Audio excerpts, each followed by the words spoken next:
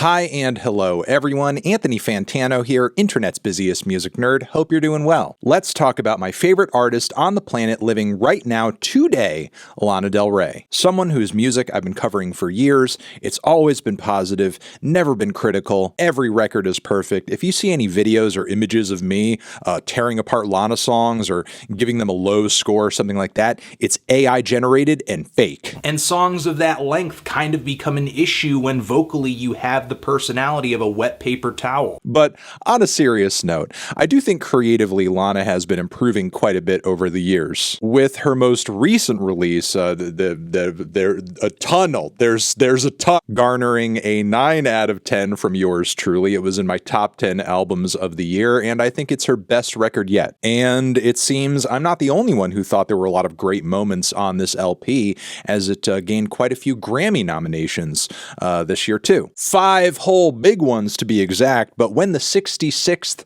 annual Grammys came, Lana went home with no grams. And it's the one thing about that Grammys night to me that kind of felt like a big, fat, unignorable snub. Too big of a snub to ignore, especially given, again, just how many nominations that record received, how many different ways that album appealed, and how, at least for my taste, it was like the clear winner in at least a few different instances in terms of, where that record was placed nomination-wise. Now, this has rightfully left a lot of Lana fans distraught, a bit confused, because she makes one of the best, if not the best, album of her career here. It receives a lot of rave reviews, critical acclaim, again, the nominations, and clearly there are lots of very well-respected artists that the industry loves that enjoy her stuff and borrow directly from it, i.e. Taylor Swift, who can't seem to come out with a new album without doing a Lana Del Rey type song on it or featuring Lana Del Rey. So it just seems like Lana is getting all of this love, all of this praise, all this validation from everywhere other than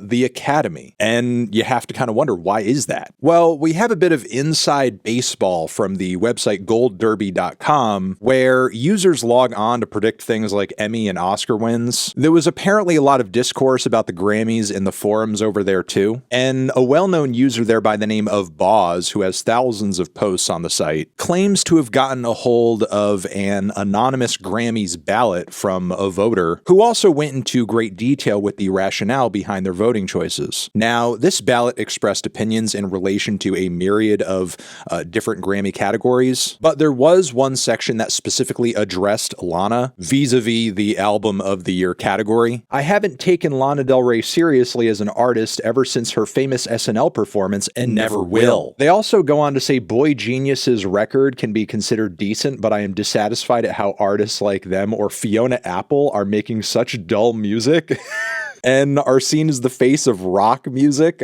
taking spots over actual rock musicians like Foo Fighters or Springsteen.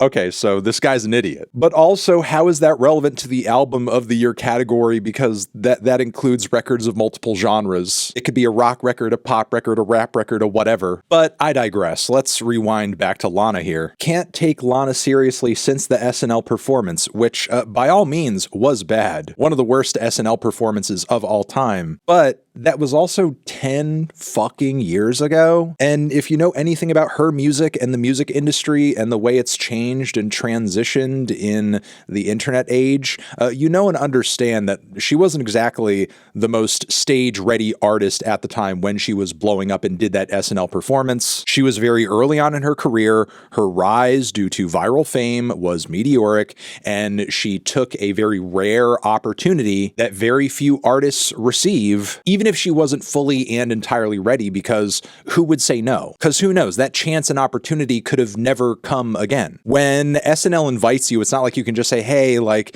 can you guys wait until I've made a few more albums after 5 years, like, just so I'm really ready? So again, even if the performance was bad, going out there and doing it and crashing and burning in retrospect, I don't really blame her for. It's something that happened, and frankly, in the greater tale of Lana's career, it matters less and less less every year, especially as artistically she's been on this big trajectory of improvement and growth. Really, for me, from my point of view at this point, that performance is more an interesting footnote than anything, not this canon event from which she must be judged by at all times. So it's kind of sad and shocking that anybody who's voting for any Grammys whatsoever would have such a short-sighted point of view when assessing any of the artists, especially in something like the Album of the Year category. And it sort of goes to show just how little care is being taken in the voting process with some of these albums. Because, like, did you even listen to the album? Because that first and foremost should be helping you decide whether or not you choose it for Album of the Year or not. Even the Taylor record Midnights that this person did ultimately vote for, even he didn't seem all that impressed with it. Mostly seemed to vote for her because she's just popular and kind of a force currently, which I guess confirms the presumption that the Grammys are just a popularity contest, because you literally said here,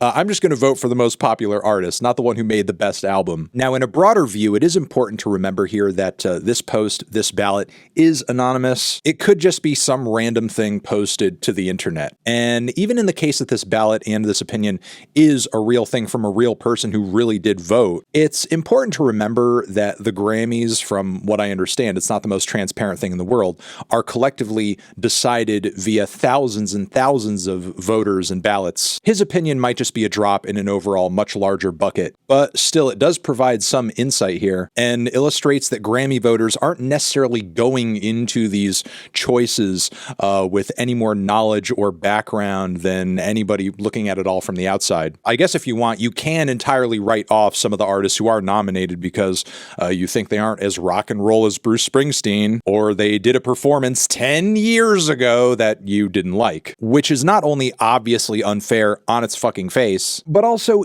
it's the Grammys. They should be held to a higher standard. If you're going to vote in a category, you should have actually have heard the artists and the albums in that category. And I don't know, hot take here, but I think your opinion should be more substantive than, oh, this artist played a show a decade ago I didn't like. I'm going to leave it there. Let me know in the comments what you guys think. Anthony Fantano, Grammys, Lana Del Rey, Snubberino, forever.